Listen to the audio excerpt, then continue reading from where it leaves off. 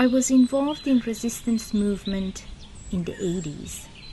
We would often meet together in the mountains to talk and sing and plan together. It was a wonderful time. I met Simin at one of these meetings. Because she was a university student and I was a high school student, I really looked up to her.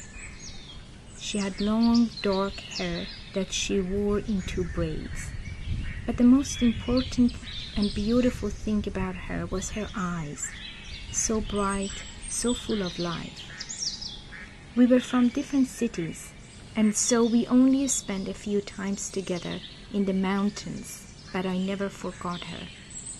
I was arrested in 1981 and was sent to Evin Prison.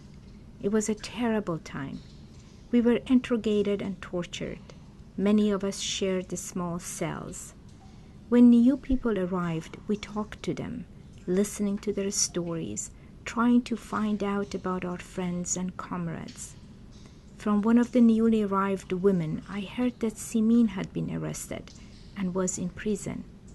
Every time new people arrived, I wondered if Simin was among them. One day among the new arrivals, I saw a tiny woman with shaved head. She walked with a limp and looked like she had experienced a lot of pain.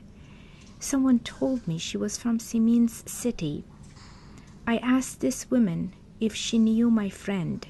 She looked at me and asked me to describe Simin to her. I talked about her long braids, her beautiful face, and most of all, her bright, shining eyes, so full of life. She looked at me and said, "Do you see her here?" When she said that, I looked into her eyes, and at that moment, I knew that this woman with the broken body was my dear friend Simin. We hugged each other and cried.